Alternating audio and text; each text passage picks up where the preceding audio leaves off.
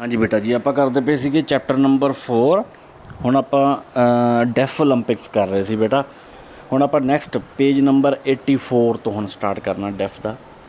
World ਦੇ ਸਾਰੇ deaf elite athletes ਨੂੰ ਆਪਣੇ ਆਪਣੇ ਸਪੋਰਟਸ ਵਿੱਚ ਕੰਪੀਟ ਕਰਨ ਲਈ ਨਾ ਸਿਰਫ ਇਕੱਠੇ ਹੋਣ ਲਈ ਬਲਕਿ ਕਾਮਰੇਡਸ਼ਿਪ ਨੂੰ ਡਿਵੈਲਪ ਕਰ ਰਿਹਾ ਹੈ ਅਤੇ ਮਜ਼ਬੂਤ ਬਣਾ ਰਿਹਾ ਹੈ। ਹੁਣ ਕਾਮਰੇਡਸ਼ਿਪ ਹੁੰਦੀ ਹੈ ਬੇਟੀ ਇੱਕ ਦੂਜੇ ਨਾਲ ਸਾਥ ਬਣਾ ਕੇ ਰੱਖਣਾ, ਮਤਲਬ ਇਕੱਠੇ ਰਹਿਣਾ, ਸਾਥੀ ਬਣਨਾ।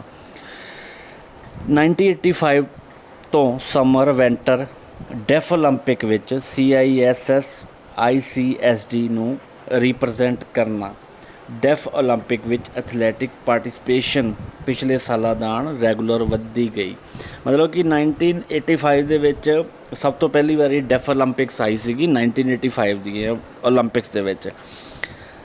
ਬਾਅਦ ਦੇ ਵਿੱਚ ਹਰ ਚੌਥੇ ਸਾਲ ਇਹ ਰੈਗੂਲਰ ਵੱਧਦੀ ਗਈ।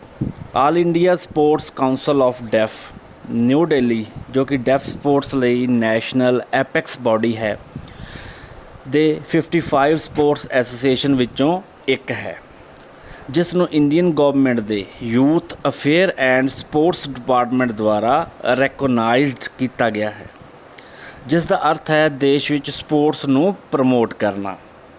ਇਹ all India sports council of deaf ਇਕੱਲੇ 55 ਨੈਸ਼ਨਲ ਸਪੋਰਟਸ ਫੈਡਰੇਸ਼ਨ ਵਿੱਚੋਂ ਇੱਕ ਨੈਸ਼ਨਲ ਐਂਡ ਇੰਟਰਨੈਸ਼ਨਲ ਲੈਵਲ 'ਤੇ ਸਾਰੇ ਸਬਜੈਕਟ ਵਿੱਚ ਕਨੋਪੀ ਚੈਂਪੀਅਨਸ਼ਿਪ ਅੰਡਰ ਕੰਡਕਟ ਕਰਦੀ ਹੈ।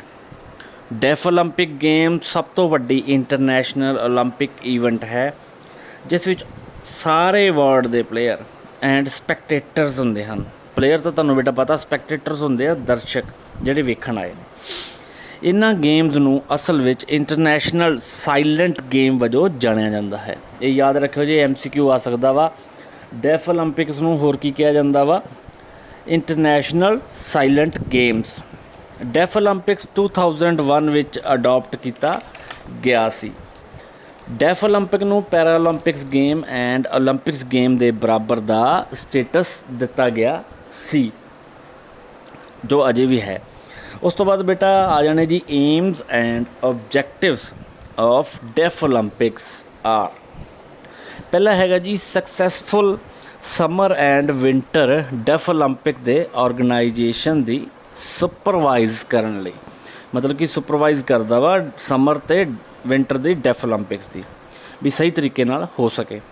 ਨੰਬਰ 2, ਡੈਫ ਐਥਲੀਟਸ ਲਈ ਗ੍ਰਾਸ ਰੂਟ ਤੋਂ ਲੈ ਕੇ ਐਲੀਟ ਲੈਵਲ ਤੱਕ ਸਪੋਰਟਸ ਓਪਰਚੁਨਿਟੀਜ਼ ਐਂਡ ਕੰਪੀਟੀਸ਼ਨਸ ਦੇ ਡਿਵੈਲਪਮੈਂਟ ਨੂੰ ਪ੍ਰਮੋਟ ਐਂਡ ਕੰਟਰੀਬਿਊਟ ਕਰਨ ਲਈ, ਮਤਲਬ ਕਿ ਉਹਨਾਂ ਨੂੰ ਓਪਰਚੁਨਿਟੀਜ਼ ਮਿਲਣ ਗ੍ਰਾਸ ਰੂਟ ਤੋਂ, ਮਤਲਬ ਕਿ ਜ਼ਮੀਨੀ ਸਤ੍ਹਾ ਤੋਂ। ਮੰਨ ਲਓ ਜਿਵੇਂ ਗ੍ਰਾਸ ਰੂਟ ਹੁੰਦਾ ਵਾ ਬੇਟਾ, ਜਿਵੇਂ ਆਪਣੇ ਪਿੰਡਾਂ ਦੇ ਲੈਵਲ ਤੋਂ ਉੱਠ ਕੇ, ਤਾਂ ਠੀਕ ਹੈ, ਉਹਨੂੰ ਗ੍ਰਾਸ ਰੂਟ ਕਹਿ ਦਿੰਦੇ ਨੇ। ਉਸ ਤੋਂ ਬਾਅਦ ਥਰਡ ਆ ਗਿਆ ਬੇਟਾ ਜੀ ਡੈਫ ਓਲੰਪਿਕਸ ਦੇ ਡਿਵੈਲਪਮੈਂਟ ਐਂਡ ਪ੍ਰਮੋਸ਼ਨ ਵਿੱਚ ਕੰਟਰੀਬਿਊਟ ਕਰਨ ਵਾਲੀਆਂ education, cultural, research and scientific activity the support and encourage ਕਰਨ ਲਈ, ਉਹਦੀ ਸਪੋਰਟ ਵੀ ਕਰਨੀ ਆ ਅਤੇ ਉਹਨੂੰ ਇਨਕਰੇਜ ਵੀ ਕਰਨਾ।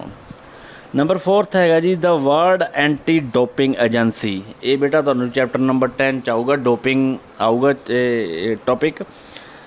ਇਹ ਹੁੰਦੀ ਹੈ ਜੀ ਵਰਲਡ ਐਂਟੀ ਡੋਪਿੰਗ ਏਜੰਸੀ, ਜਿਹੜੀ ਕੀ ਕਰਦੀ ਹੈ, ਜਿੰਨੇ ਵੀ ਓਲੰਪਿਕਸ ਦੇ ਵਿੱਚ ਪਲੇਅਰ ਪਾਰਟੀਸਪੇਟ ਕਰਦੇ ਆ ਉਹਨਾਂ ਦੀ ਡੋਪ ਟੈਸਟ ਹੁੰਦਾ ਵਾ। ਡੋਪ ਟੈਸਟ ਤੋਂ ਮਤਲਬ ਹੁੰਦਾ ਵਾ ਕੋਈ ਉਹਨੇ ਨਸ਼ੇ ਦਾ ਸੇਵਨ ਤਾਂ ਨਹੀਂ ਕੀਤਾ ਆ, ਜਾਂ ਕੋਈ ਇਹੋ ਜਿਹਾ ਸਬਸਟੈਂਸ ਤਾਂ ਨਹੀਂ ਲਿਆ ਹੋਇਆ ਜਿਹਦੇ ਨਾਲ ਆਪਣੀ ਆਪਦੀ ਪਰਫੋਰਮੈਂਸ ਨੂੰ ਵਧਾ ਸਕੇ, ਠੀਕ ਹੈ।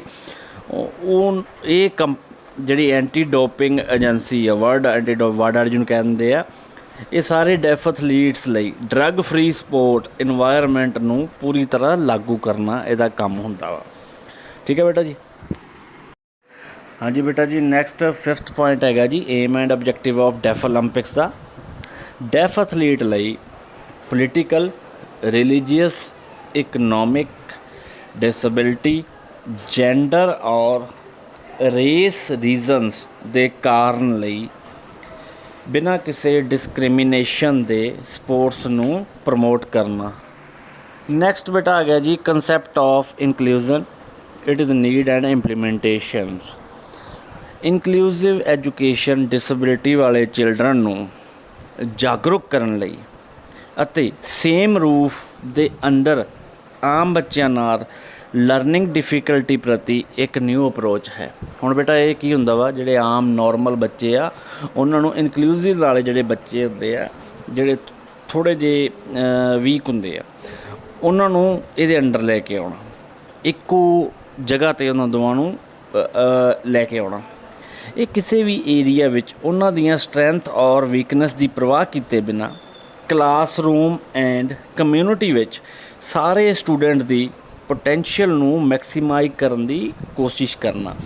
ਹੁਣ ਬੇਟਾ ਜੇ ਕਿਸੇ ਦੀ ਵੀਕਨੈਸ ਹੈਗੀ ਆ ਜਾਂ ਕੋਈ ਸਟਰੈਂਥ ਹੈਗੀ ਆ, ਕਲਾਸਰੂਮ ਦੇ ਵਿੱਚ ਉਹਨੂੰ ਵੱਧ ਘੱਟ ਤੋਂ ਘੱਟ ਕਰਨਾ, ਉਹਨਾਂ ਨੂੰ ਇੱਕ ਬਰਾਬਰ ਲੈ ਕੇ ਆਉਣਾ ਕਲਾਸਰੂਮ ਜਾਂ ਕਮਿਊਨਿਟੀ ਦੇ ਵਿੱਚ।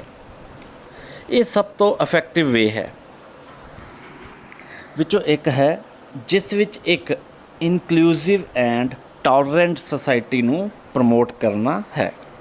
ਤਕਰੀਬਨ 80% ਇੰਡੀਅਨ ਪਾਪੂਲੇਸ਼ਨ ਰੂਰਲ ਏਰੀਆਜ਼ ਵਿੱਚ ਸਪੈਸ਼ਲ ਸਕੂਲਸ ਵਿੱਚ ਪ੍ਰੋਵੀਜ਼ਨ ਤੋਂ ਬਗੈਰ ਰਹਿੰਦੀ ਹੈ। ਮਤਲਬ ਬੇਟਾ 80% ਤੋਂ ਜ਼ਿਆਦਾ ਆਪਣੀ ਜਿਹੜੀ ਪਰਸੈਂਟੇਜ ਹੈਗੀ ਆ ਰੂਰਲ ਏਰੀਏ ਦੀ, ਉਹ ਸਕੂਲ ਤੋਂ ਬਿਨਾਂ ਹੀ ਰਹਿੰਦੀ। ਇਸ ਦਾ ਮੀਨਸ ਹੈ ਇੰਡੀਆ ਵਿੱਚ ਸਕੂਲ ਤੋਂ ਬਾਹਰ ਇੱਕ ਐਸਟੀਮੇਟ 8 ਮਿਲੀਅਨ ਚਿਲਡਰਨ, ਇਹ ਮਤਲਬ ਕਿ ਮਰਦਮਸ਼ੁਮਾਰੀ 2009 ਦੇ ਅਕੋਰਡਿੰਗ ਆ, ਜਿਹੜਾ ਇਹਨਾਂ ਨੇ ਸਰਵੇ ਕੀਤਾ ਸੀ ਵੀ 8 ਮਿਲੀਅਨ ਚਿਲਡਰਨ ਐਸਟੀਮੇਟਡ ਆ ਵੀ ਇਹ ਬਾਹਰ ਰਹਿੰਦੇ ਆ, ਸਟੱਡੀ ਨਹੀਂ ਕਰਦੇ, ਜਿਨ੍ਹਾਂ ਵਿੱਚੋਂ ਬਹੁਤ ਸਾਰੇ poverty, gender, disability and caste ਵਰਗੇ ਪਹਿਲੂਆਂ ਦੁਆਰਾ ਹਾਸ਼ੀਏ 'ਤੇ ਹੁੰਦੇ ਹਨ। ਮਤਲਬ ਕਿ ਇਹਨਾਂ ਵਜ੍ਹਾ ਕਰਕੇ ਉਹ ਅੱਗੇ ਨਹੀਂ ਆ ਸਕਦੇ। ਇਸ ਲਈ ਇਨਕਲੂਸਿਵ ਸਕੂਲਸ ਨੂੰ ਸਾਰੇ ਬੱਚਿਆਂ ਦੀਆਂ ਨੀਡਸ ਨੂੰ ਪੂਰਾ ਕਰਨਾ ਹੈ। Community and central and state governments ਨੂੰ ਇਨਕਲੂਸਿਵ ਕਲਾਸਰੂਮ ਨੂੰ ਮੈਨੇਜ ਕਰਨਾ ਪੈਂਦਾ ਹੈ। ਕੰਸੈਪਟ ਆਫ ਇਨਕਲੂਸਿਵ ਐਜੂਕੇਸ਼ਨ ਦੇ ਵਿੱਚ ਇਨਕਲੂਸਿਵ ਐਜੂਕੇਸ਼ਨ ਪ੍ਰਿੰਸੀਪਲ ਨੂੰ ਸਪੈਸ਼ਲ ਐਜੂਕੇਸ਼ਨ ਤੇ world conference access and quality ਵਜੋਂ ਅਡਾਪਟ ਕੀਤਾ ਗਿਆ ਹੈ ਅਤੇ ਵਰਲਡ ਐਜੂਕੇਸ਼ਨ ਫੋਰਮ ਦੁਆਰਾ ਸਥਾਪਿਤ ਕੀਤਾ ਗਿਆ ਹੈ। ਸਟੇਟਮੈਂਟ ਸੁਸਾਇਟੀਜ਼ ਗਵਰਨਮੈਂਟਸ ਨੂੰ ਐਜੂਕੇਸ਼ਨ ਸਿਸਟਮ ਨੂੰ ਸਰਵ ਵਿਆਪੀ ਬਣਾਉਣ ਅਤੇ ਇਨਕਲੂਸਿਵ ਐਜੂਕੇਸ਼ਨ ਦੇ ਪ੍ਰਿੰਸੀਪਲ ਨੂੰ ਮੈਟਰ ਆਫ ਪਾਲਿਸੀ ਵਜੋਂ ਅਡਾਪਟ ਕਰਨ ਲਈ ਸਭ ਤੋਂ ਵੱਧ ਤਰਜੀਹ ਦੇਣ ਲਈ ਕਹਿੰਦਾ ਹੈ। ਆਈਡੀਆ ਆਫ ਇਨਕਲੂਸਿਵ ਨੂੰ ਅੱਗੇ ਯੂਨਾਈਟਿਡ ਨੇਸ਼ਨ ਦੇ ਅਯੋਗਤਾ ਵਾਲੇ ਵਿਅਕਤੀਆਂ ਲਈ ਓਪਰਚੁਨਿਟੀ ਦੇ ਇਕੁਲਾਈਜੇਸ਼ਨ ਦੇ ਸਟੈਂਡਰਡ ਰੂਲਸ ਦੁਆਰਾ ਸਮਰਥਨ ਕੀਤਾ ਜਾਂਦਾ ਹੈ। ਮਤਲਬ ਕਿ ਇਹਦੇ ਵਿੱਚ ਬੇਟਾ ਸਟੈਂਡਰਡ ਰੂਲਸ ਇਹਦੇ ਕੀ ਹੁੰਦੇ ਆ ਵੀ ਜਿਹੜੀ ਇਕੁਅਲਾਈਜੇਸ਼ਨ ਹੋ ਜੇ, ਮਤਲਬ ਸਾਰਿਆਂ ਨੂੰ ਇੱਕ ਸਮਾਨ ਸਮਝਿਆ ਜਾਵੇ। ਜਿਹੜੇ ਲੋਕ ਥੋੜ੍ਹੇ ਡਿਸੇਬਿਲਿਟੀਜ਼ ਜਿਨ੍ਹਾਂ ਨੂੰ ਹੈਗੀਆਂ ਨੇ ਉਹਨਾਂ ਨੂੰ ਵੀ ਬਰਾਬਰ ਦੀਆਂ ਓਪਰਚੁਨਿਟੀਜ਼ ਮਿਲਣੀਆਂ ਚਾਹੀਦੀਆਂ ਹਨ। ਬੱਚੇ ਦੇ ਲੋਕਲ ਸਕੂਲ ਦੀ ਕਲਾਸ ਇੰਡੀਵਿਜੂਅਲੀ ਤੌਰ 'ਤੇ ਸਪੋਰਟ ਨਾਲ ਤਿਆਰ ਕੀਤਾ ਜਾਂਦਾ ਹੈ। ਇਨਕਲੂਸਿਵ ਐਜੂਕੇਸ਼ਨ ਆਰ ਲਰਨਰ, ਜਿੰਨੇ ਵੀ ਲਰਨਰ ਆ ਤੱਕ ਪਹੁੰਚਣ ਲਈ ਐਜੂਕੇਸ਼ਨ ਸਿਸਟਮ ਦੀ ਸਟਰੈਂਥਨਿੰਗ ਕਪੈਸਿਟੀ ਨੂੰ ਮਜ਼ਬੂਤ ਕਰਨ ਦਾ ਪ੍ਰੋਸੈਸ ਹੈ। ਥਾਈਲੈਂਡ ਵਿੱਚ ਜੌਮਟਿਨ ਵਰਲਡ ਕਾਨਫਰੰਸ 1990 ਦੇ ਵਿੱਚ ਸਭ ਲਈ ਐਜੂਕੇਸ਼ਨ ਦੇ ਗੋਲ ਸੈੱਟ ਕੀਤੇ ਗਏ ਸਨ ਅਤੇ ਇਹ ਘੋਸ਼ਣਾ ਕੀਤੀ ਗਈ ਕਿ ਹਰੇਕ ਵਿਅਕਤੀ ਐਜੂਕੇਸ਼ਨਲ ਓਪਰਚੁਨਿਟੀ ਦੇ ਬੈਨੀਫਿਟ ਪ੍ਰਾਪਤ ਕਰਨ ਦੇ ਏਬਲ ਹੋਵੇ ਜੋ ਉਹਨਾਂ ਦੀਆਂ ਬੇਸਿਕ ਲਰਨਿੰਗ ਨੀਡ ਨੂੰ ਪੂਰਾ ਕਰੇ, ਜੋ ਸਾਰੇ ਸਟੂਡੈਂਟਸ ਨੂੰ ਅਕੈਡਮਿਕ ਐਂਡ ਸੋਸ਼ਲ ਅਚੀਵਮੈਂਟ ਲਈ ਵਧੇਰੇ ਓਪਰਚੁਨਿਟੀਜ਼ ਪ੍ਰੋਵਾਈਡ ਕਰੇ।